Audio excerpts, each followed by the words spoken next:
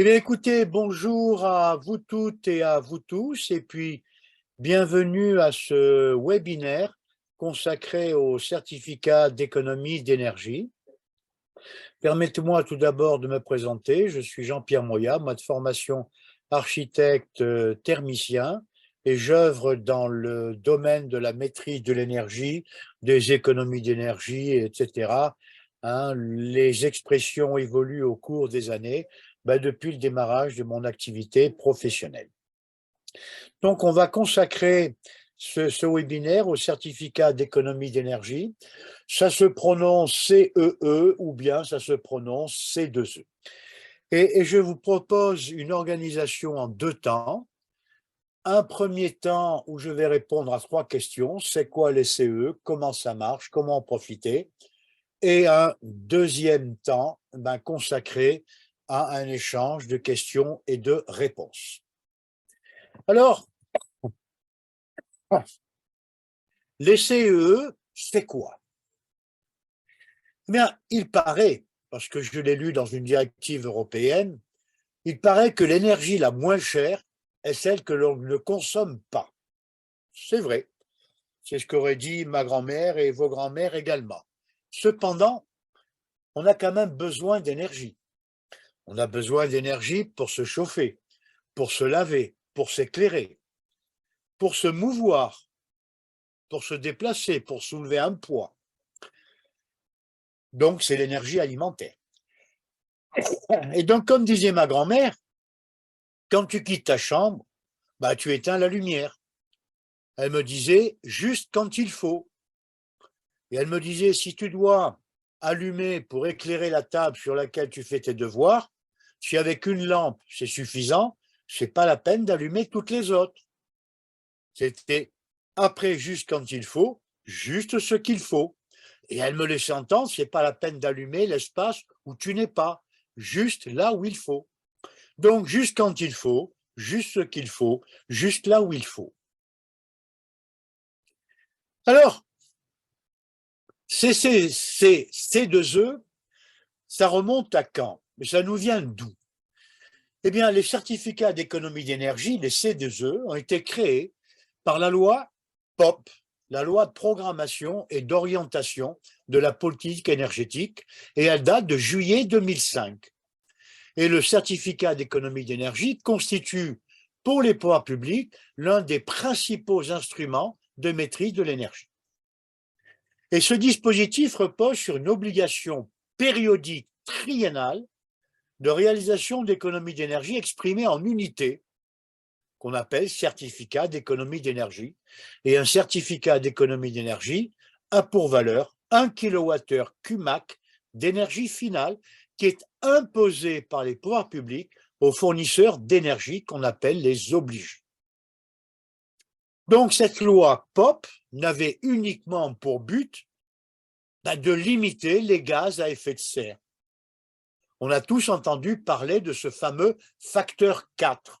Il fallait diviser par 4 nos émissions de gaz à effet de serre. Donc, c'est la loi POP qui a institué ça au travers des C2E. Alors,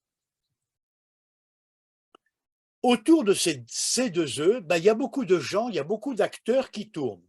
Les premiers, ce sont les obligés. Ce sont les fournisseurs d'énergie. Ce sont les vendeurs d'énergie, qu'ils vendent du gaz, qu'ils vendent du pétrole, qu'ils vendent du propane, qu'ils vendent du charbon, qu'ils vendent du carburant. À partir du moment où on est vendeur d'énergie, on est soumis à une obligation de réaliser un certain volume d'économie d'énergie exprimé en kilowattheure Qmac. Donc les obligés sont là pour acheter des kilowattheures Qmac et d'attester devant les pouvoirs publics qu'ils ont réalisé leur quota. Autour des obligés, il y a des délégataires. Ce sont les entreprises spécialisées dans le dispositif, à qui les obligés délèguent leurs obligations. Et puis il y a les éligibles, les collectivités locales, les bailleurs sociaux, l'ANA, les SEM. Ils peuvent déposer des dossiers de demande de certificat d'économie d'énergie. Ils n'ont pas une obligation de réaliser un volume d'économie d'énergie, mais ils peuvent proposer des actions d'économie d'énergie. Et puis il y a les bénéficiaires, vous, moi, les ménages, les collectivités, les entreprises. Et puis il y a les entreprises qui participent directement ou indirectement parce qu'elles ont contracté avec un obligé ou un délégataire. Ça peut être les fournisseurs d'équipements, ça peut être des installateurs, ça peut être des architectes et autres maîtres d'œuvre. Alors, l'unité utilisée pour valoriser un certificat d'économie d'énergie, c'est le kilowattheure QMAC. Qu'est-ce que c'est que ce machin-là? Alors, kilowattheure QMAC, QMAC, c'est la contraction de cumuler et d'actualiser. Cumuler, pour tenir compte des économies réalisées sur toute la durée de vie de l'opération. Si l'équipement, le matériau, le système que je mets en œuvre, eh bien, le CE me dit l'économie que je réalise en un an. Si sa durée de vie, c'est 10 ans, 15 ans, 20 ans, 30 ans, je multiplie par 10 ans, 15 ans, 20 ans, 30 ans, et ça me fera une économie cumulée. Et actualiser, tout simplement pour prendre en compte la performance qui sera au fil des années moins importante à cause des progrès technologiques. Donc, un kilowattheure QMAC, ce n'est rien d'autre que l'économie ou les kilowattheures économisés sur un an, multiplié par la durée de vie en année et multiplié par un coefficient d'actualisation qui est pris à 4%. Voilà comment est évalué un kilowattheure QMAC. Alors, les CEE sont attribués sous certaines conditions par les services du ministère chargé de l'énergie aux acteurs suivants, les obligés, et éventuellement leurs délégataires. Et puis les éligibles, on a vu l'ANA, les collectivités, qui peuvent mettre en avant des CEE pour maîtriser l'énergie sur leur patrimoine. Et les opérations d'économie d'énergie, elles concernent tous les secteurs d'activité, le résidentiel, le tertiaire, l'industriel, l'agricole, les transports. Et ça concerne le patrimoine des éligibles, mais aussi auprès des tiers, incités à réaliser des économies d'énergie. Et les tiers, c'est vous, c'est moi. On isole notre toiture, on remplace notre chaudière, on améliore la ventilation. Ça se traduit par des kilowattheures QMAC. Et puis je vais aller voir les éligibles ou les obligés. Vous me les achetez parce que vous avez un quota à faire. Et moi, j'en ai à vous vendre. À vous vendre. Mais à quel prix vont-ils me les acheter? On verra ça dans quelques instants. Alors, ces CE et ces opérations d'économie d'énergie, on a vu que ça touchait beaucoup de secteurs. Et donc, ce n'est pas n'importe quoi. C'est à chacun de ces secteurs des fiches d'opérations standardisées, des FOS, des FOS. Et elles sont définies par arrêté. Et elles sont donc élaborées pour faciliter le montage d'actions d'économie d'énergie. Je veux isoler mon toit pour ma maison individuelle, donc ça concerne le résidentiel, donc BAR, B-A-R, bâtiment résidentiel, eh bien je vais aller chercher la fiche d'opération standardisée relative à l'isolation du toit. Et cette fiche me dit, vous isolez votre toit, voilà le nombre de kilowattheures auxquels correspondent ces travaux, kilowattheures QMAC. Mais il n'y a pas que des fiches d'opération standardisées dans les CE. Il y a aussi de ce qu'on appelle des opérations spécifiques. Et il y a aussi des programmes dits CE. Alors, quelle différence? Les opérations d'économie d'énergie, il y en a trois types. Les plus connus sont les opérations standardisées. Il y a un arrêté qui définit l'isolation des murs, le remplacement des fenêtres, le remplacement de la chaudière, des lampes. Et ça concerne tous les secteurs, bâtiments résidentiels, bâtiments tertiaires, industrie, agriculture. Et à chaque fiche, il y a un montant de CE forfaitisé exprimé en kilowattheures QMAC. Et puis, il y a d'autres types de CE, des opérations spécifiques. Je serais tenté de dire qu'elles s'adressent, les opérations spécifiques, elles s'adressent plus particulièrement aux industriels qui sont soumis notamment à la législation européenne sur les quotas d'émissions de CO2. Donc, c'est bien des opérations spécifiques au cas par cas. Et puis, il y en a d'autres, des programmes dits CE. Et ces programmes touchent la formation, l'information, l'innovation, la précarité énergétique. Totalement différents des opérations standardisées qui interviennent sur l'amélioration, je dirais, des consommations d'énergie, des bâtiments, du monde industriel, etc. Alors, si on regarde les opérations standardisées, il y en a en gros un peu plus de 200. Sur le site du ministère, elles sont toutes listées et elles sont toutes classées en fonction des arrêtés de parution. Et la liste complète a été, comment dirais-je, consolidée en décembre 2014, tout simplement pour répondre à la directive européenne sur l'efficacité énergétique. Donc, cet arrêté du 22 décembre 2014 définit l'ensemble des opérations standardisées d'économie d'énergie pour le monde agricole, pour le monde résidentiel, pour le monde industriel, etc., etc. Un peu plus de 200 fiches, et ça se traduit aujourd'hui par 45 ou 46 arrêtés de CE. Donc, ces opérations standardisées, je disais, il y a un peu plus de 200 fiches. Ça touche le secteur de l'agriculture, le secteur du résidentiel et les sous-secteurs pour le résidentiel, enveloppe, EN, équipement, EQ, service, SE, thermique, TH, et ainsi de suite. Si je veux connaître la liste, il y a un site qui me les donne. On va y aller tout de suite. C'est le site du ministère de la Transition écologique, opération standardisée d'économie d'énergie. Je descends un peu plus bas et elles sont toutes là. Liste des fiches du secteur agriculture. Et elles sont là, il suffit que je la télécharge. Je peux regarder le résidentiel, isolation des combles ou de toiture, isolation des murs, isolation d'un plancher, etc., etc., etc. Donc, on sait où aller chercher la fiche d'opération standardisée.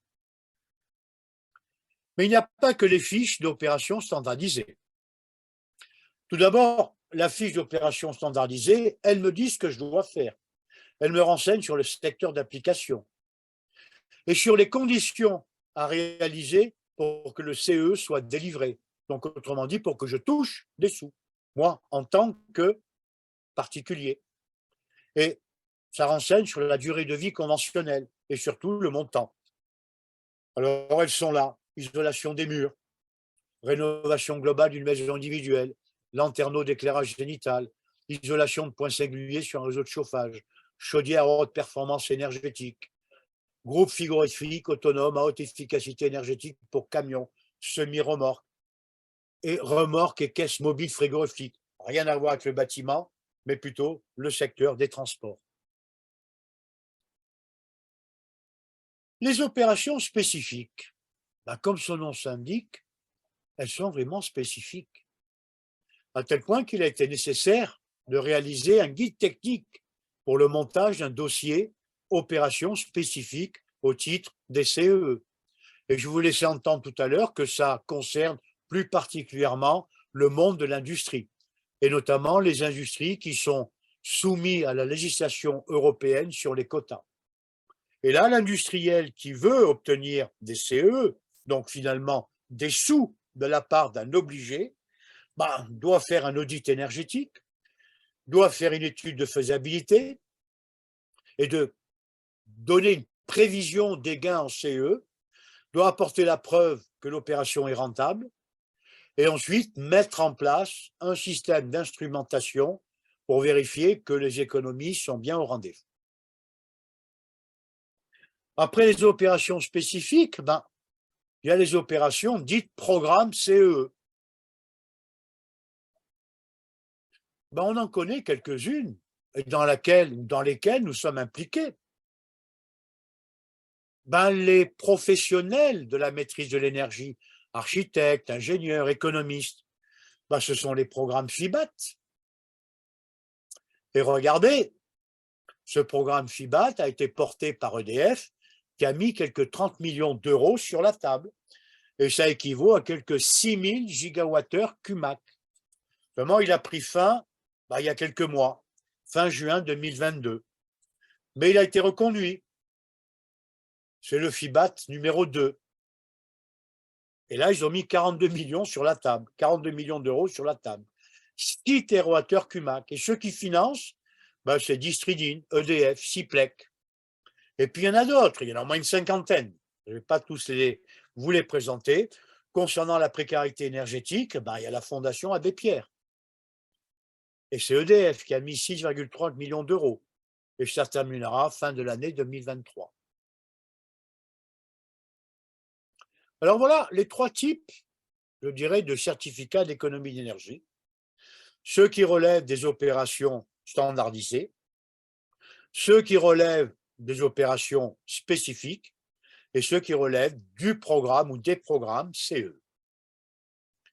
Alors, en fin de période triennale, en gros tous les 3 ans, les vendeurs d'énergie que nous connaissons doivent justifier de l'accomplissement de leur obligation par la détention d'un montant de certificat équivalent à cette obligation. Et en cas de non-respect de leur obligation, les obligés sont tenus de verser une pénalité libératoire pour chaque kilowattheure CUMAC manquant. Et la pénalité, elle vaut 0,2 € par kilowattheure CUMAC. 2 centimes, retenez, pénalité 2 centimes par kilowattheure CUMAC. Et c'est inscrit dans le code de l'énergie. Et si on y va tout de suite, je peux lire que les personnes qui ne respectent pas les prescriptions de la mise en demeure dans le délai imparti sont tenues de se libérer par un versement au trésor public. Ce versement est calculé sur la base d'une pénalité maximale de 0,02 € par kilowattheure. Bon, ça peut faire mal. Ça peut faire mal. Quand on est en début de période triennale, on a le temps de voir venir. Mais quand on est en fin de période triennale et que les obligés n'ont pas leur quota, là, je peux commencer à négocier. C'est comme commander du fioul pour remplir sa cuve. Si je commande du fioul le 24 décembre, je vais le payer au prix fort. Si j'achète mon fioul au mois de juillet, au mois d'août, il va être bradé. Alors, les CEE délivrés sont exclusivement matérialisés par leur inscription au registre national des certificats d'économie d'énergie, accessible au public et destiné à tenir la comptabilité des certificats obtenus, acquis ou restitués. Mais ce qui est le plus intéressant, c'est que ce registre fournit une information publique régulière sur le prix moyen d'échange des certificats. Et le registre est accessible sur le site emi.fr. Alors, allons voir un petit peu à quel prix sont échangés les certificats. Donc, quel est le prix des kilowattheures CUMAC? Si on regarde ce qui se passait en 2008, quand le site est devenu opérationnel, en janvier 2008, le prix en euros du mégawattheure était de 10 €, soit 0,10 € par kilowattheure, soit 1 centime d'euro par kilowattheure. Et à la fin de l'année 2008, il se négociait aux alentours de 3 centimes d'euros par kilowattheure CUMAC, alors que la pénalité vaut 2 centimes. Donc, on a un rapport quasiment de 1 à 6. Et en 2022, l'année n'est pas terminée. En début d'année, il était à 7,5 € le mégawattheure. Au mois d'octobre, il est aux alentours de 6,5, c'est-à-dire 0,0065 € par kilowattheure. Autrement dit, 0,65 centimes d'euros par kilowattheure. Je vous rappelle, la pénalité, elle vaut 2 centimes. Donc, si on attend un peu la fin de la période triennale, ben, ceux qui n'ont pas atteint leur quota, pour ne pas payer les 2 centimes, ben, sont prêts peut-être à payer un petit peu plus cher que le 0,65 centimes d'euros par kilowattheure. Mais on voit bien que si je suis seul à vendre l'isolation thermique de mon toit, je ne fais pas le poids. Si on est regroupé, en suivant le vieil adage de Jules César, l'union fait la force, eh ben, je peux avoir quand même pas mal de choses. Alors les périodes, ben, au début de cette année, ben, on a entamé la 5e période. Et l'objectif est de 2500 TWh CUMAC, 1770 au titre des opérations standardisées et 730 au titre des kilowattheures, 730 TWh CUMAC, au titre de la lutte contre la précarité énergétique. Ben, la première période qui a démarré en 2006, l'objectif était 54. Aujourd'hui, l'objectif pour la période 2022 à 2025, c'est 2500. Et il est fortement question de passer dès l'année prochaine à 3000 TWh CUMAC. Le décret est en cours de consultation. Alors pour celles et ceux qui ne sont pas tout à fait aguerris au kilo, au méga, au giga, au téra, ben 1 TWh CUMAC, ça vaut 1000 milliards de wattheures ou 1 milliard de kilowattheures CUMAC. Alors regardez un petit peu la progression au cours des temps. On a démarré en 2006 avec un objectif de 54 TWh. À la fin 2005, on sera à 1770 TWh, peut-être à beaucoup plus pour ce qui concerne les CE classiques et à 730 pour ceux qui concernent les CE précarité. En tout cas, c'est entre 2006 et 2025 un bond de 32 fois plus. C'est gigantesque. C'est vraiment l'outil privilégié de la maîtrise de l'énergie pour les pouvoirs publics. Alors, comment ça marche? On voit bien qu'il y a des gens qui attendent que d'autres fassent des travaux qui relèvent des fiches d'opération standardisées. Et dès qu'ils font ces travaux, ben, je sais combien de kilowattheures CUMAC et moi, je vais les acheter parce que j'ai une obligation et parce que je suis vendeur d'énergie. Alors, les fiches d'opération standardisées, ben, elles ne sont pas élaborées comme ceci, comme cela. Elles sont élaborées en 4 temps. Un premier temps, c'est l'Association technique des économies d'énergie en partenariat avec l'ADEME qui élabore ces fiches d'opération standardisées et qui évalue, à travers une fiche de calcul, l'équivalent de kilowattheure CUMAC. Ensuite, ça passe par le pôle national des certificats d'économie d'énergie. Et puis, en phase 3, il y a un examen de ces fiches. Et si tout est OK, on a l'avis final de la Direction générale de l'énergie et du climat. Un arrêté est pris et il est publié au journal officiel. Et c'est comme ça qu'on est au courant qu'une fiche d'opération standardisée est nouvelle ou une autre qui a évolué ou une autre qui a disparu parce que plus aucun intérêt. Alors, ces fiches d'opération standardisées, elles donnent beaucoup d'informations, mais surtout une information importante. C'est une attestation sur l'honneur. C'est l'annexe 1 des fiches d'opération standardisées. Je m'engage. Et celui qui s'engage, c'est le bénéficiaire des sous. C'est le bénéficiaire des kilowattheures CUMAC. Et donc, je m'engage à respecter tout cela. Et attention, il y a quelques mois, au titre de la 5e période, il y a un nouvel arrêté qui a été publié sur le contrôle sur site ou le contrôle par contact, donc par téléphone. Donc, attention, on peut faire beaucoup de choses, mais il faut respecter la fiche d'opération standardisée. Si on va au-delà, tant mieux. Alors, ben, ces fiches concernent différents secteurs. Bon, j'ai fait le dessin d'un bâtiment. J'aurais pu faire une usine, un véhicule de transport. Mais bon, j'ai pris le bâtiment et ce secteur-là est associé à 4 sous-secteurs. L'isolation, la production d'eau chaude sanitaire, le chauffage et la régulation, et la ventilation. Et si je veux en bénéficier, ben d'abord, j'attends d'avoir, je dirais, le CEE signé. Donc, on est avant travaux et que l'artisan a signé le devis.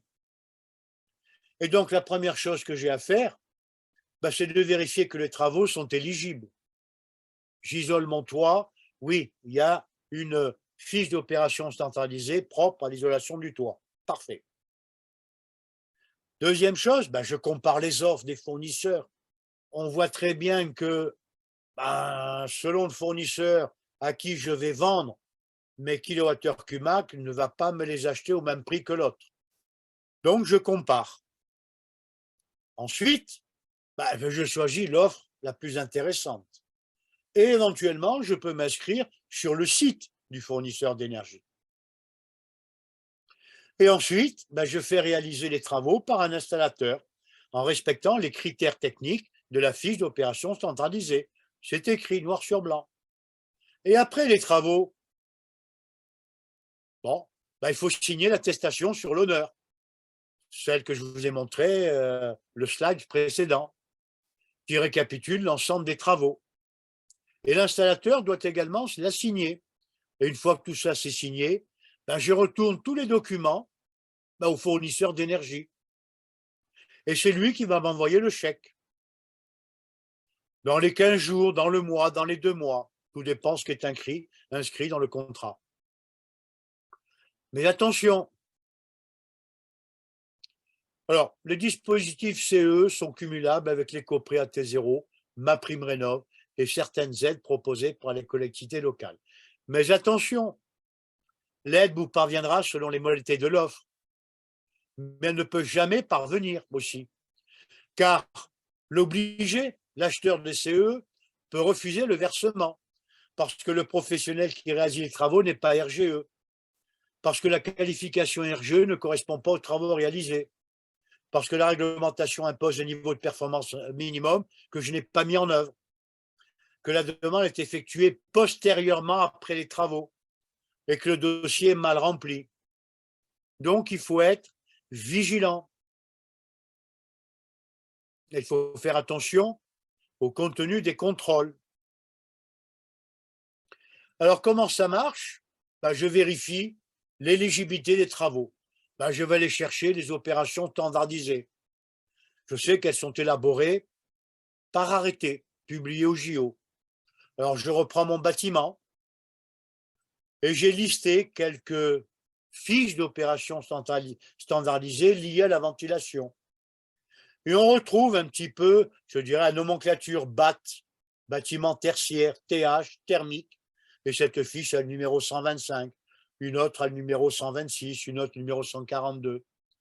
J'ai été chercher quelques-unes qui relèvent de l'éclairage, quelques-unes qui relèvent de l'isolation, de l'enveloppe, quelques-unes qui relèvent du chauffage. Et donc, je vais vérifier si les travaux que je vais mettre en œuvre sont associés à une fiche d'opération standardisée. Très bien. Un exemple de fiche d'opération. La barre EN 102, bâtiment résidentiel, enveloppe, numéro 102. Elle s'appelle isolation des murs. Ben justement, je veux isoler mes murs. Alors, je regarde le secteur d'habitation, le secteur d'application, ben, c'est les bâtiments résidentiels. Et c'est la mise en place d'un procédé d'isolation complexe ou sur ossature, sur mur, en façade ou en pignon. Et un procédé d'isolation est constitué de l'association d'un matériau isolant et de dispositifs de fixation et de protection tels que des revêtements, parements, membranes continues si nécessaire, contre des dégradations liées à son exposition aux environnements extérieurs et intérieurs, tels que le rayonnement solaire, le vent, la pluie, la neige, les chocs. l'humidité, le feu. Ben, je sais que cette fiche-là, elle est valable jusqu'au 1er mai 2027. Donc, j'en ai encore pour un peu plus de 4 ans et demi. Donc, soit elle disparaît, soit elle évolue. Et je dois respecter tout cela. Donc, le CEE, ben, OK, c'est l'isolation thermique, mais les travaux faits par l'artisan, ce n'est pas que l'isolation thermique. C'est le système d'accrochage, c'est le système de revêtement. Concernant l'isolation thermique, ben, la résistance thermique de l'isolant installé doit être supérieure ou égale à 3,7 m² degrés par watt. Ce n'est pas énorme. La mise en place doit être réalisée par un professionnel. Donc, il doit être de RGE. Je dois apporter la preuve que l'opération a bien été réalisée. J'ai la durée de vie conventionnelle à droite, mais surtout, ben, j'ai le montant du certificat en kilowattheure. Je vois qu'il est décliné en zone climatique. Bon, s'affiche à l'écran les zones climatiques. Et selon que je suis en H1, en H2 ou en H3, le montant en kilowattheure cumac par mètre carré d'isolant n'est pas le même. Et puis je multiplie par la surface d'isolant concernée par les travaux. C'est très simple. Par exemple, opération standardisée barre EN 102. Je suis en zone climatique H2. La fiche d'opération standardisée me dit par mètre carré d'isolant, c'est 1300 kWh cumac. J'ai 675 mètres carrés de surface d'isolation. Donc, la multiplication fait un total de kWh cumac de 877 500. Imaginons un instant que je m'adresse à un obligé en fin de période à qui il manque justement 877 500 kWh cumac. Et s'il ne les rentre pas dans son escarcelle, il va devoir faire un chèque de 877 500 multiplié par 2 centimes d'euros, un chèque de 17 550 euros. Et vous pensez que c'est le chèque, ou en tout cas à ce prix-là, qui va m'acheter le kilowattheure cumac? Sûrement pas. On a vu sur le site EMI le prix d'échange des kilowattheures cumac. Ils sont loin des 2 centimes de pénalité.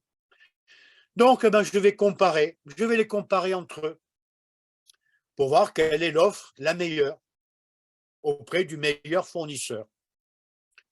Donc, je vais comparer les offres.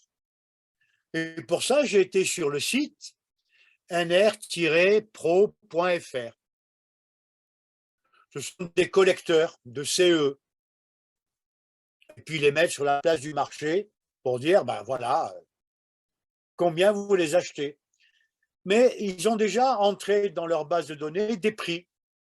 Et je m'aperçois que si je vais interroger Auchan, Leroy Merlin, mon expert Brico Dépôt, et que je me classe dans la catégorie des ménages dites à grande précarité, je peux toucher 6 669 euros de la part d'Auchan en prime, en bon d'achat.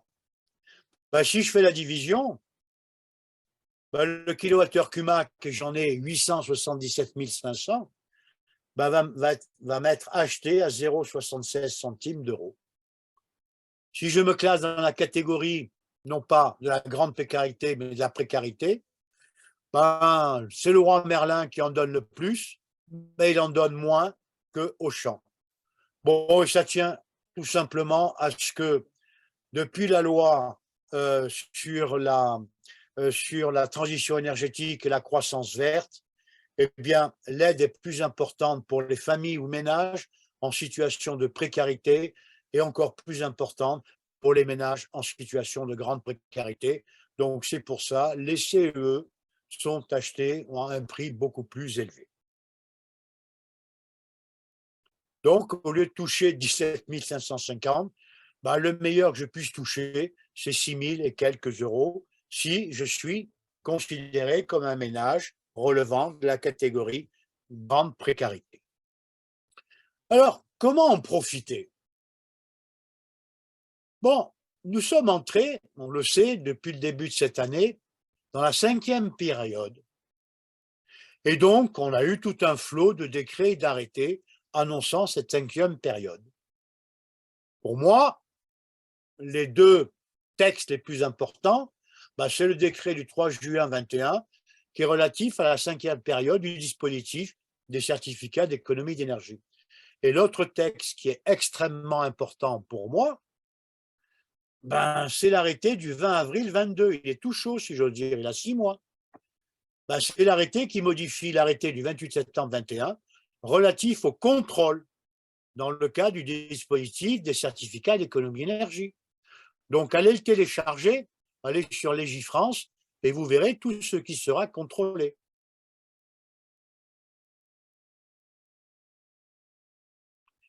Alors, comment en profiter? J'ai compris que les vendeurs d'énergie proposent des aides pour rénover le logement.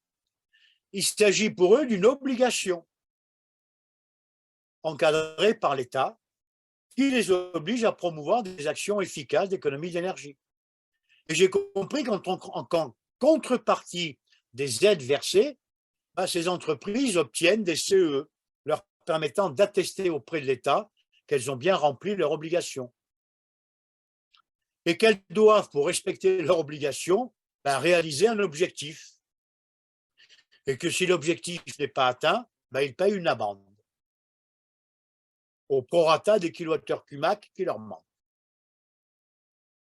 C'est pourquoi tous les vendeurs d'énergie proposent des conseils, proposent des diagnostics, proposent des prêts à taux bonifiés et autres primes pour les travaux d'installation d'équipements de chauffage et de production d'eau chaude performants dans les bâtiments, ainsi que pour la rénovation du bâti. Mais il y a aussi certains acteurs de la grande distribution ou enseignes pétrolières qui ont contractualisé avec les obligés, aussi proposent des primes aux économies d'énergie pour l'installation de ces mêmes équipements. Et qui on trouve?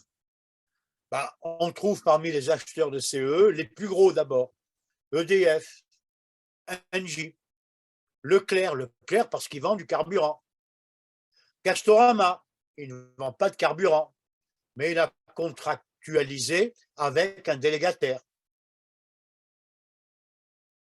Le Carrefour, Auchan, Antargaz, Brico Dépôt, Leroy Merlin, il y en a plusieurs dizaines.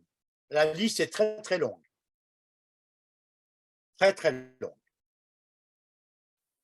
Alors, je sais que les propriétaires occupants, les propriétaires bailleurs et les locataires peuvent bénéficier de ces aides pour les travaux qui permettent d'améliorer la performance énergétique du logement et respectent des exigences de performance minimale. Et que ces travaux portent sur la résidence principale ou secondaire située en France métropolitaine et construite depuis plus de 2 ans. Et que ces travaux doivent être réalisés par un professionnel RGE pour les opérations pour lesquelles cette qualification existe. Et en plus, j'apprends qu'il y a des primes coups de pouce pour certains travaux. Les coups de pouce, isolation du toit et ou des planchers. Coups de pouce, remplacement d'une chaudière au charbon, au fioul, au gaz. Et justement, ce coup de pouce, dans le cadre du plan de relance, pour les demandes qui vont être faites d'ici le 31 décembre de cette année, la prime est augmentée de 1 000 € pour ceux qui dégagent les chaudières au fioul et au gaz. Et c'est pour ça qu'on voit fleurir énormément de publicité sur les pompes à chaleur. Le remplacement d'un équipement de chauffage, le remplacement dans les bâtiments collectifs d'un conduit d'évacuation des produits, etc. Et puis, il y a le coup de pouce sur la rénovation globale et performante d'un logement.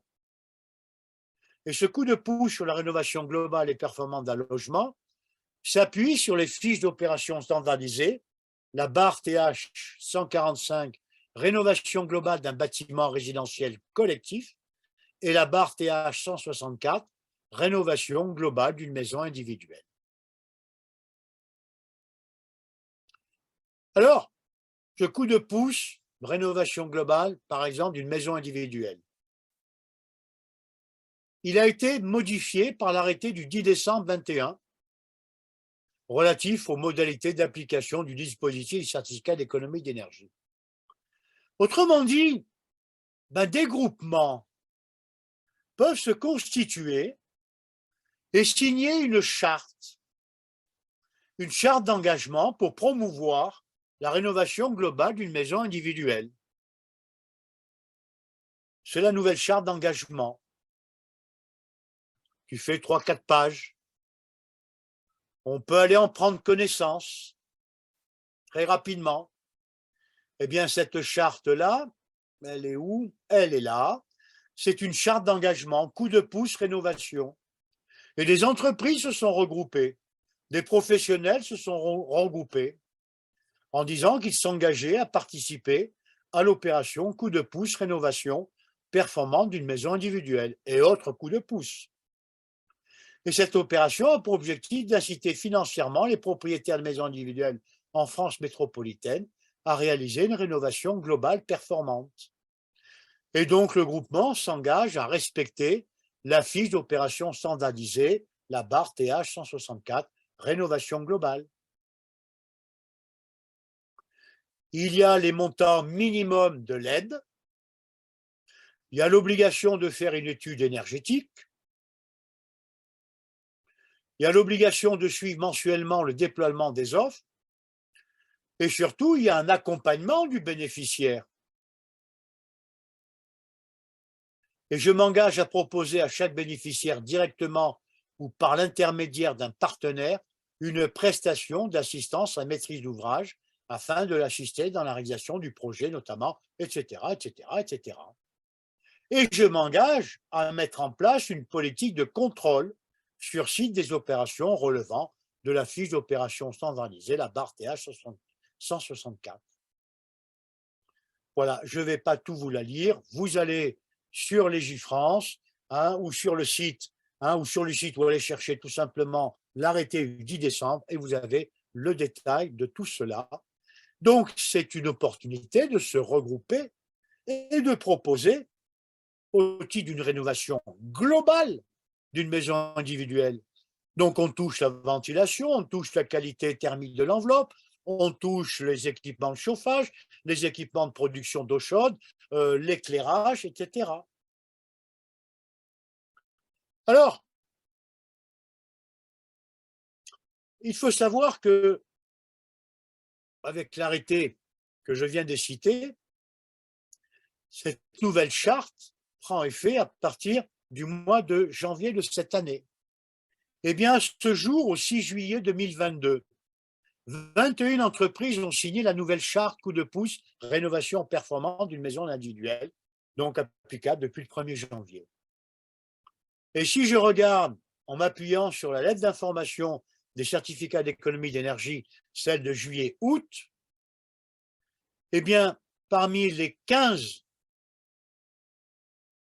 entreprises sur les 21 qui ont répondu à l'enquête, eh bien, leur engagement concerne en quelque sorte 648 maisons individuelles et ils ont collecté quelques 11 914 683 € pour entreprendre des travaux de rénovation performante de la maison individuelle. Ce n'est pas à négliger.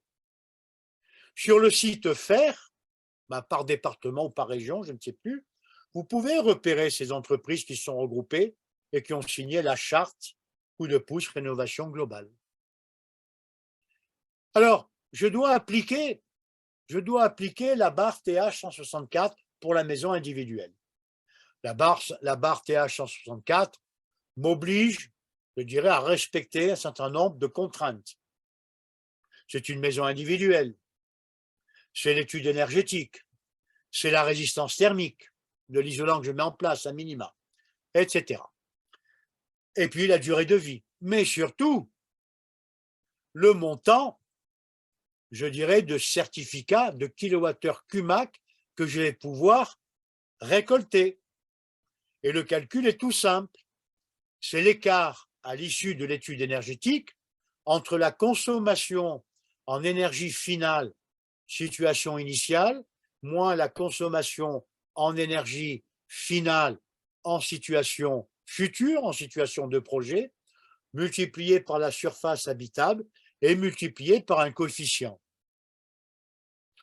Dans la fiche d'opération centralisée, le coefficient a pour valeur 18. Mais l'arrêté du 10 décembre 21 modifie ces valeurs. Et si le coefficient d'énergie primaire initial après travaux est inférieur à 110 kWh d'énergie primaire par mètre carré par an, ben, si je relève de la catégorie des ménages modestes, le 18 a pris valeur 54, et si je ne suis pas un ménage modeste, ben, le 18 est remplacé par la valeur 46.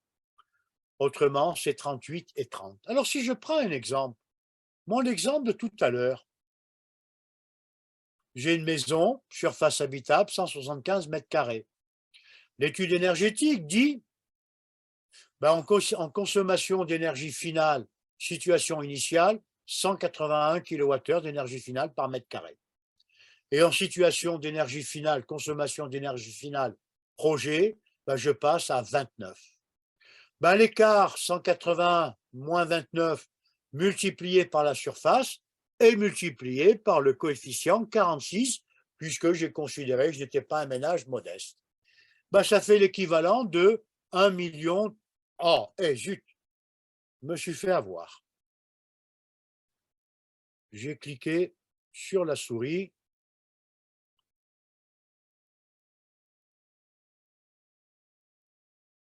Ça équivaut à un nombre de kilowattheures Cumac de 1 218 443 kilowattheures Cumac. Ben, si je vais me référer au site EMI, sur lequel j'ai l'évolution mois par mois du prix d'échange du kilowattheure Cumac, ben, si je relève celui du mois d'octobre, ben, 1 218 443 kilowattheures Cumac multiplié par 0,0065 €, ben, je peux prétendre à une prime CE équivalente à 7 920 €. Je peux prétendre.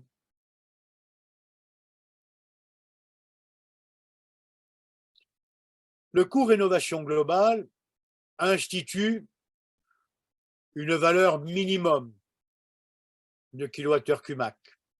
Pour les ménages en situation modeste, le minimum 350. Pour les autres ménages, si mon bâtiment, après travaux, sa consommation d'énergie primaire est supérieure à 110 kWh, 200 €. Un petit peu plus pour les immeubles collectifs. Et si je regarde à l'égard de ma prime rénov, qui est différente selon les ressources, il y a les couleurs bleu, jaune, violet et rose, eh bien, mon forfait rénovation globale, pour les ménages modestes, relève de ma prime rénov sérénité, d'où depuis quelques mois, quelques semaines, est cumulable avec les CEE. Ben, je sais que globalement, je peux toucher 15 000 € au titre de ma prime rénov qui vont couvrir 50% des travaux. Les ménages aux ressources modestes, un petit peu moins.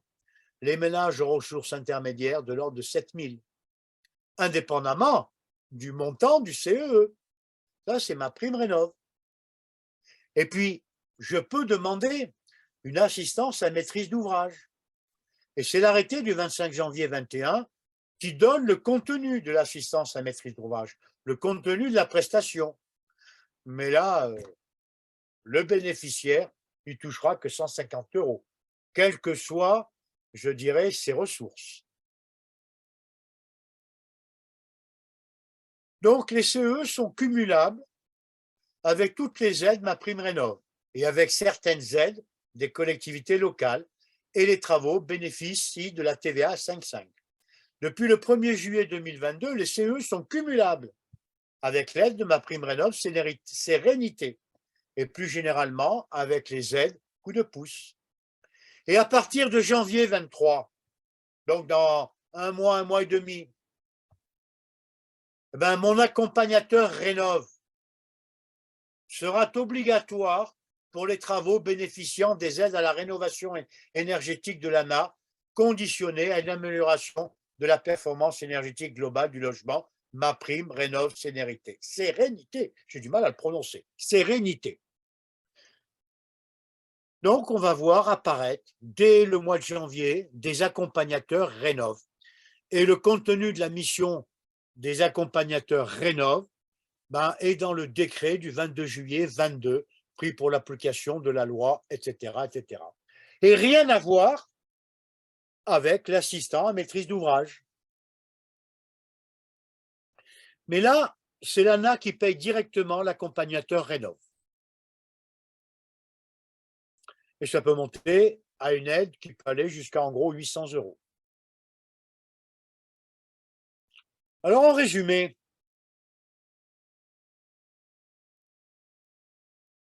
qu'est-ce que je retiens? C'est que moi, je suis vendeur de kilowattheures QMAC. Si je fais des travaux qui relèvent d'une fiche d'opération standardisée. Et qu'en face, il y a des obligés qui ont une obligation d'acheter. Mais il faut que ça réponde à des fiches d'opération standardisées. Il y a aussi le coup de pouce qui vient en complément. Et que le montant des aides financières dépend des ressources, pas pour les CEE, uniquement pour ma prime rénov. Et ne pas oublier la politique de contrôle. N'essayons pas de tricher.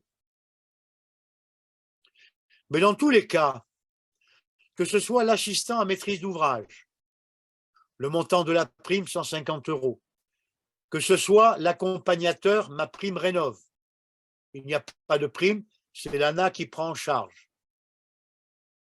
Dans tous les cas, l'un et l'autre peuvent accompagner le particulier, jusque sur le chantier, jusqu'à la réception, mais en aucune manière l'un et l'autre n'ont la direction des travaux.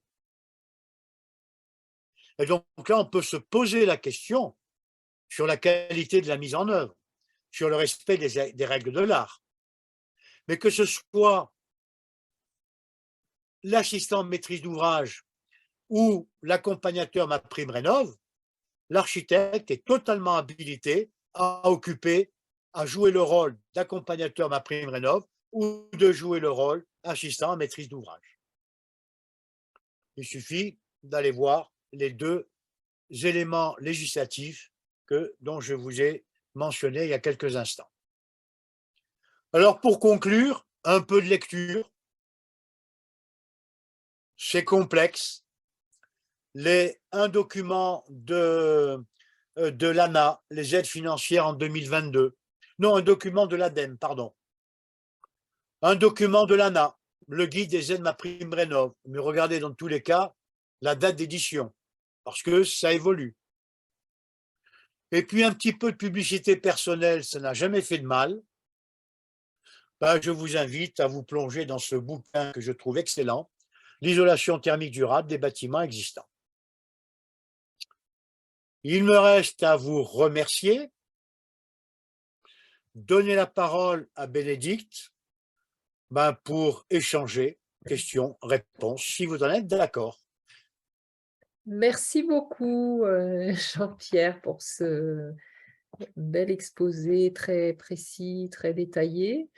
On peut peut-être rappeler d'ailleurs, pour ceux qui ne le savent pas, que tu abordes en partie, j'imagine, ces questions-là sur les formations, enfin la formation Dynamo, Tout à rénovation fait, énergétique. tout à fait, tout à fait. Voilà, que cette formation Dynamo est mise à jour très, très régulièrement. Il y a toute une communauté d'intervenants qui sont habilités à dispenser cette formation.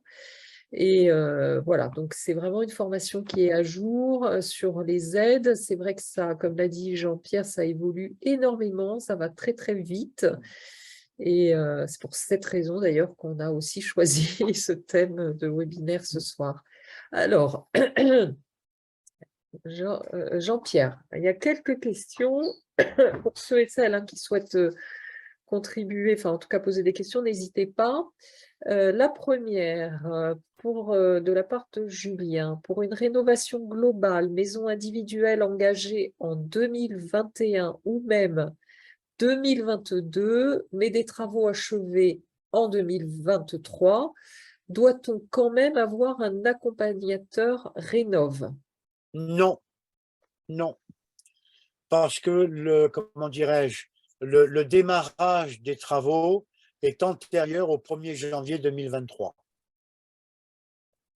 Alors, ensuite, de Gabriel, pouvez-vous revenir sur la différence entre AMO et accompagnateur?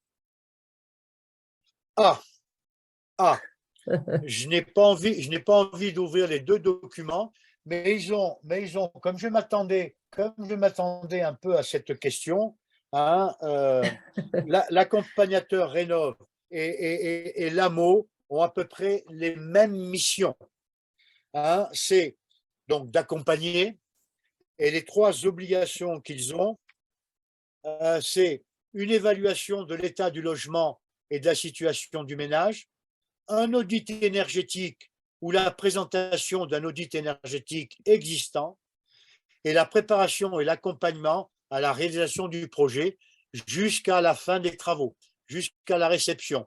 Mais en aucune manière, je le dis, l'un et l'autre ont la direction des travaux qui relève d'une mission, d'une prestation de maîtrise d'œuvre. Voilà, donc il faut accompagner, il faut l'aider à remplir son dossier, il faut l'aider à dénouer, je dirais, le fil des différentes aides, constituer son dossier de financement, etc. Et éventuellement l'inviter à aller chercher un éco-PTZ, et puis l'aider à choisir ou à sélectionner les entreprises. Si je suis compétent, lui dire attention, les entreprises vont faire tel et tel type de travaux, voilà les règles de l'art, voilà ce qu'elles doivent faire parce que vous vous engagez à ce que les travaux soient faits selon les règles de l'art. Alors, l'artisan aussi s'engage, mais ce n'est pas l'artisan qui touche l'argent, c'est le bénéficiaire. Donc, il faut être vigilant, extrêmement vigilant. Quand c'est l'architecte qui fait la mission d'AMO ou la mission d'accompagnateur, bon, je ne suis pas inquiet, les architectes connaissent, hein, mais je répète, ils n'ont pas la direction des travaux. Enfin, D'accord, je sais pas si j'ai bien répondu, mais c'est deux missions quasiment parallèles, hein. d'accord. Alors, il y a beaucoup de questions Alors, autour de ça. voilà, je me permets dans le cas de l'opération Rénov globale, etc., si la famille relève de la grande précarité ou de la précarité, il y a obligation d'avoir un accompagnateur. Et dans ce cas-là, eh bien, le bénéficiaire de la prime doit signifier à l'ANA qu'elle ne souhaite pas la présence d'un AMO, mais uniquement l'accompagnateur qui lui est obligatoire. Donc on voit bien qu'à un moment donné, ces deux missions se télescopent un peu. Et la mission d'AMO, eh bien, c'est pour les ménages aux revenus intermédiaires ou aux ressources supérieures, pour lesquels il n'y a pas beaucoup d'aide. Alors justement, il y a une question, l'architecte peut-il faire assurer la mission d'AMO et d'accompagnateur sur une même opération? Non, c'est l'un ou l'autre. D'accord. Autre question, sur ces deux missions, qui nous paye et quels sont les montants? Ah, alors là, c'est tout à fait négociable par l'architecte, sachant que dans le cadre de l'AMO, les aides, je vous les ai montrées, je crois que c'est 150 euros. Qu'est-ce qu'on fait si effectivement on accompagne, si on fait l'assistance à maîtrise d'ouvrage? L'assistance à maîtrise d'ouvrage, ce n'est pas suivre le chantier, que les choses soient claires. Donc, je ne vais pas demander à mon client, quelles que soient ses ressources, quels que soient ses revenus, je ne vais pas lui demander 150 euros. Je sais que lui, il a droit à 150 euros. Donc, à moi de bien comptabiliser le temps que je vais consacrer à lui expliquer les choses, à l'aider à sélectionner les entreprises. Je ne rédige pas un CCTP. C'est une mission, c'est une prestation de maîtrise d'œuvre. hein, que les choses soient claires. Donc, à moi de dire, bon, ben, je vais peut-être travailler une demi-journée, une journée. Ça va peut-être nécessiter un déplacement ou deux déplacements. C'est peut-être une mission que je vais facturer 400, 500, 600 euros. Par D'accord. contre, pour la prestation, mon accompagnateur, ma prime rénov, c'est directement l'ANA qui paye. Ou les communes qui sont engagées à subventionner, à aider les accompagnements des ménages en situation modeste. Donc là, c'est la commune qui me paye, mais ce n'est pas des sommes énormes, hein. Donc, c'est vraiment l'accompagnement, c'est du conseil, c'est expliquer les choses, c'est de dire ce qu'il faut faire, c'est de dire vérifier cela, attention. Mais si je suis un architecte, parce que je suis un sachant, eh bien attention, la responsabilité si je mets les pieds au moment du chantier et que je vois des choses. Alors attention, j'ai ici une note juridique faite par l'ANIL qui malheureusement ne relève pas trop ces aspects-là. Voilà. Qui définit que c'est une très très belle mission, patati patata, mais attention aux responsabilités. Je suis un sachant, j'interviens sur le chantier. Non, j'interviens, je suis à côté du maître d'ouvrage, à côté du client, pour l'assister au moment de la réception. Ce n'est pas moi en tant qu'architecte, même si je suis AMO ou accompagnateur, qui fait la réception. J'assiste mon client, que les choses soient bien claires. Je ne sais pas si j'ai été clair, mais c'est flou dans la tête de beaucoup de gens, hein. C'est flou, hein, parce que l'architecte est habilité à faire ces deux prestations, on s'imagine qu'il va tout faire. Niet, on Alors, connaît le droit. justement, il y a une question à propos d'une éventuelle certification pour être agréé accompagnateur ou AMO. Est-ce qu'il existe une démarche ou une Oui, certification? oui. Alors, ce n'est pas une certification, c'est un agrément. C'est un agrément à faire auprès de l'ANA. C'est tout. Donc, on justifie qu'on est compétent, on justifie, je n'ai plus les choses en tête, mais il y a trois, quatre informations à communiquer à l'ANA, et notamment qu'on est couvert par une assurance responsabilité civile, et normalement, ça roule. Et normalement, ça roule. Et je crois que l'agrément, il est donné pour 3 ans ou pour 5 ans, je ne sais pas. Voilà. Mais en retour, ben, je dois informer l'ANA du travail que je fais, quoi. Oui, il faut être agréé par l'ANA, puisque c'est l'ANA qui paye directement l'accompagnateur, ma prime rénov. D'accord. Autre question, est-il possible d'être architecte avec une mission complète de rénovation et accompagnateur rénov sur la même opération? Alors, l'architecte est habilité pour faire l'audit énergétique. L'architecte peut faire l'audit énergétique. Et s'il propose une mission complète, bah, je l'inviterai à proposer une mission complète, une prestation de maîtrise d'œuvre. Je dessine le projet, je donne les caractéristiques de l'amélioration, je rédige le CCTP, je suis du verbe suivre les travaux, je sélectionne en amont les entreprises, patati patata, je fais mon job d'archi. Mais en complément de ce job d'archi, parce que je suis habilité, ben, je peux faire l'audit énergétique. Et qui de mieux que celui qui a fait l'audit énergétique, qui de mieux pour suivre les travaux ou les recommandations ou les prescriptions qui sont inscrites dans l'audit énergétique? Oui, l'architecte peut proposer une mission de maîtrise d'œuvre, ce n'est pas interdit. Et puis, il peut demander au nom du client ou son client, ben, peut demander ma prime rénov. Ma prime rénov, c'est lié à des travaux. L'AMO, c'est une prestation de conseil, de suivi, d'assistance.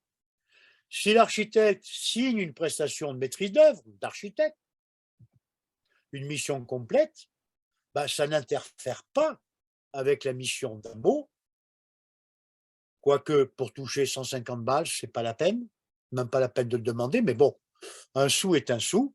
et ça n'interfère pas sur l'audit énergétique. L'architecte fait tout, l'audit énergétique, et il a sa mission de maîtrise d'œuvre. Sachant que, je répète, les subventions de ma prime rénov ou les subventions CEE, c'est lié à des travaux. Et c'est lié à des entreprises qui doivent être qualifiées RGE. C'est tout. Donc, tant mieux pour un client qui confie une mission de maîtrise d'œuvre à un archi. Très bien. L'archi maîtrise, je dirais, toute la mission de A jusqu'à Z. Ah, alors une autre question un peu différente. Est-ce qu'un architecte peut faire l'audit énergétique de sa propre maison et faut-il absolument être inscrit à l'ordre? Ah ben, la règle est très claire, Bénédicte, hein. L'architecte est compétent si il est inscrit à l'ordre C'est ce que j'allais dire. voilà, en tant que professionnel indépendant ou en Mm, tant que mm. société et qu'il ait fait la formation Dynamo. Oui, oui, je rappelle juste, alors vous devez probablement être une grande majorité à le savoir, mais le titre d'architecte est un titre protégé et pour pouvoir l'utiliser, il faut être inscrit à l'ordre des architectes. Ou sinon, il n'est pas possible d'utiliser le titre d'architecte. Il faut se contenter de diplômé en architecture. Mais c'est possible donc de faire l'audit énergétique de sa propre maison, quoi qu'il arrive, si on est architecte professionnel enregistré à l'ordre. Il n'est pas dit que l'audit énergétique est interdit pour la maison de l'archi. Si je fais l'audit, ben c'est bien en tant qu'architecte, mais je le fais d'abord en tant que particulier. Et comme je suis compétent, c'est comme le médecin qui s'auto-soigne. Et puis Oui, l'architecte, s'il est propriétaire de son bien, parce que la prime rénov, ça concerne les propriétaires de maisons individuelles, ben, il peut demander la prime rénov. Et puis il peut demander des CEE. Ce n'est pas parce qu'il est architecte qu'il est interdit. bien sûr, ouais. Voilà. Bon, et comme tu l'as très bien dit, pour être enregistré comme auditeur énergétique, il faut quand même suivre une formation équivalente à Dynamo 1. Voilà, c'est une formation, peut-être, je rappelle rapidement, qui dure 35 heures, mais 3 jours de présentiel seulement. Tout le reste se déroule de manière à distance avec des temps qu'on dit asynchrones, c'est-à-dire vous êtes seul avec des travaux à réaliser, de la lecture de ressources et puis des temps en webinaire comme ce soir. Voilà, donc c'est une formation qui est aussi intéressante financièrement pour vous, puisque si vous êtes architecte libéral, vous avez une prise en charge intégrale des 35 heures de formation, puisque justement par l'intermédiaire du dispositif des C2E, il y a la moitié des coûts qui sont totalement pris en charge par ce dispositif-là et l'autre moitié par le FIFPL. Donc, c'est plutôt assez intéressant en plus. Alors, Ben, c'est le programme, pardonne-moi Bénédicte, oui, c'est le programme C2E, hein, FIBAT 2, où les bailleurs de fonds, je ne sais plus qui, EDF et autres, ont mis quand même 42 millions d'euros sur la table, hein, pour former les et professionnels aux oui, ouais, économies ouais, d'énergie. Voilà. tout à fait. Alors, une autre question sur les aides pour les rénovations en tertiaire, pour les communes par exemple. Quel type d'aide et surtout où peut-on trouver ces aides? Ah, pour les communes, normalement, ce sont, je dirais, des éligibles, et donc elles peuvent contracter en direct les obligés ou les délégateurs ou demander des CEE pour intervenir sur leur patrimoine. Moi, je connais ici des communes qui se sont inscrites sur le site EMI. Alors, inscrites, on ne s'inscrit pas comme ça, on fait une demande et on a dit, on a un patrimoine à rénover. Bon, ben, au sein du site EMI, les éligibles vont voir différents obligés, hein, pour dire mon patrimoine, là, vous pouvez mettre combien sur la table. Donc, ça, c'est les aides au titre des CEE. Mais les aides au titre de ma prime rénov ne concernent que le particulier. Pour sa maison, sa résidence principale. Les choses sont claires. Mm. Les CE, c'est tout le monde. Il n'y a pas de condition de revenu, pour peu que le bâtiment ait 2 ans d'existence. Mais ma prime rénov, il faut qu'il ait 15 ans, il faut que vous soyez propriétaire, il faut que ce soit votre résidence principale. C'est la prime rénov au particulier. Pour l'instant, il n'y a pas de prime rénov pour les collectivités. Par contre, pour les collectivités, et j'interviens beaucoup, là j'ai des audits à terminer, eh bien, il y a les fonds européens pour le développement rural.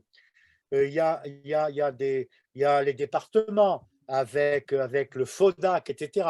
Donc, ils peuvent engranger. Moi, j'interviens depuis plusieurs semaines sur des audits énergétiques parce que les élus attendent les rapports pour demander des aides du Fonds européen.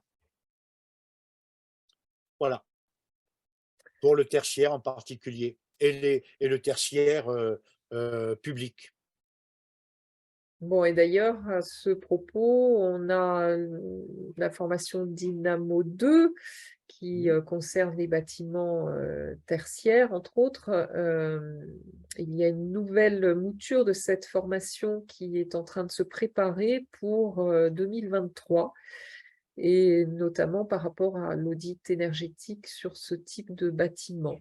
Alors, je pense qu'on sera fixé normalement, je crois que ça devrait commencer à se mettre en œuvre à partir du printemps, si je ne me trompe pas. En tout cas, bien entendu, on communiquera dessus pour les personnes qui sont intéressées.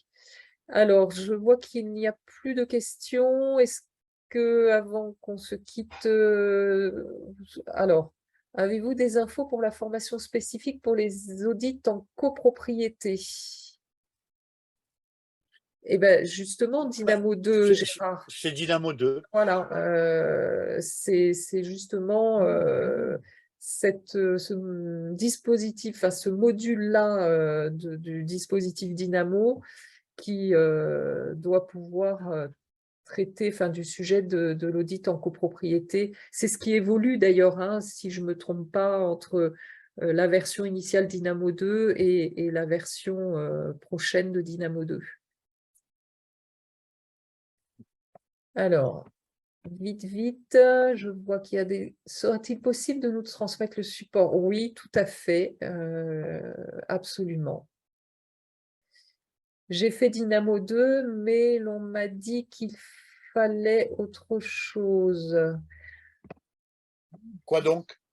Alors, je suppose que c'est par rapport à l'audit énergétique de copropriété que la question est posée. Oui, Alors, c'est ça. concernant l'audit énergétique copropriété, toutes les copropriétés supérieures à 50 lots, il y a un texte qui leur fait obligation de réaliser un audit énergétique. C'est une obligation. Et l'auditeur doit être qualifié au PQBI 1905. Pour l'instant, rien pour l'architecte. Donc, il faut être qualifié au PQBI, Office public de qualification de l'ingénierie du bâtiment, je ne sais plus trop quoi. J'ai été pendant quelques années instructeur à l'OPQBI. Il faut être qualifié au PQBI. Et l'audit énergétique, le texte, je n'ai plus le numéro du texte, hein, mais je peux le retrouver, est clairement indiqué. Et pour tout ce qui est en dessous de 50 lots, l'architecte est totalement habilité, sous réserve qu'il ait fait cette formation. Et c'est la formation Dynamo 2 qui répond à cela. Les petites copropriétés, le petit bâtiment ERP, la mairie de mon village, l'école communale de mon village, voilà, tout cela. Et Mais c'est Dynamo 2 qui répond. ce qu'on peut dire, c'est que la version initiale de Dynamo 2 ne donnait pas, je crois, d'habilitation à l'audit énergétique de copropriété. Et c'est la nouvelle version, justement, qui permettra ça. Je me trompe pas Ouais, là-dessus, tu tout à confirmes? fait, Voilà. tout à fait, tout à Et fait. donc, Mais c'est vraiment une formation qui, pour la personne là qui disait l'avoir suivie, qui va vraiment évoluer de manière assez significative, hein, tant dans le volume, dans sa forme, dans les ressources, etc. Alors, il y aura sans doute des choses un peu communes.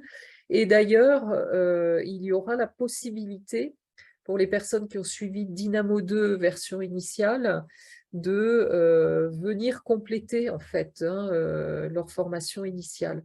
Donc, on est en attente, hein, c'est la cellule FIBAT qui travaille sur l'ingénierie de ce niveau dispositif, mais tous les cas de figure seront pris en compte. Voilà, si vous avez fait Dynamo 2 déjà, vous pourrez tout à fait compléter sans avoir à refaire intégralement la formation normalement.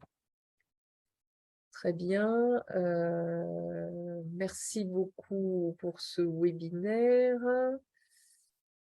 Ok,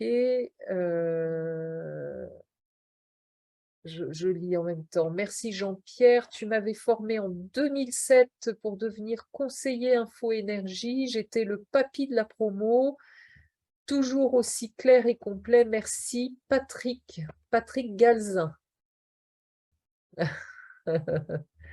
Si jamais tu te rappelles.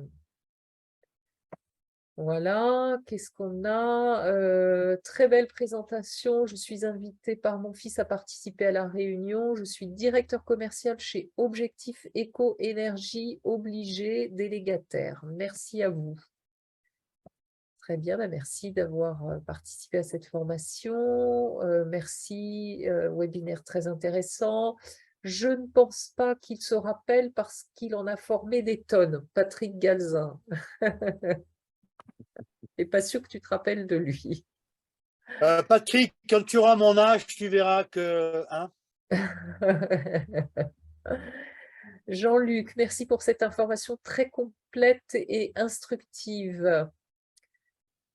Alors, voilà, est-ce que on termine là ou dernière question encore? Je pense que on a déjà fait pas mal le tour. Tu as répondu à beaucoup de questions. Merci à vous, nous dit-on, Gabriel, qui fait partie des personnes qui ont posé pas mal de questions. D'accord. Bon, eh bien, écoutez, si on en a terminé, je remercie tout le monde d'avoir participé assidûment à ce webinaire, particulièrement évidemment Jean-Pierre d'avoir consacré du temps ce soir en plus pour vous dispenser cette formation éclair. N'hésitez pas à prendre contact avec nous si vous voulez en savoir plus, notamment sur les formations Dynamo. Voilà. Bien, et il ne me reste plus qu'à vous souhaiter une excellente soirée et je vous dis à très, également, très bonne bientôt. soirée à vous toutes et à vous tous, et puis sur la route de la maîtrise de l'énergie. Et je rappelle que ce webinaire Bonsoir. est enregistré, donc Gaëlle Lemeur, pour les gens qui la connaissent, qui est coordinatrice pédagogique et chargée de communication, fera un montage assez rapidement et il sera possible de le revisionner sur notre site internet ou notre chaîne YouTube. Voilà. Allez, je quitte pour tout Merci, le bye monde. bye, Très bonne soirée. Au revoir. bye bye.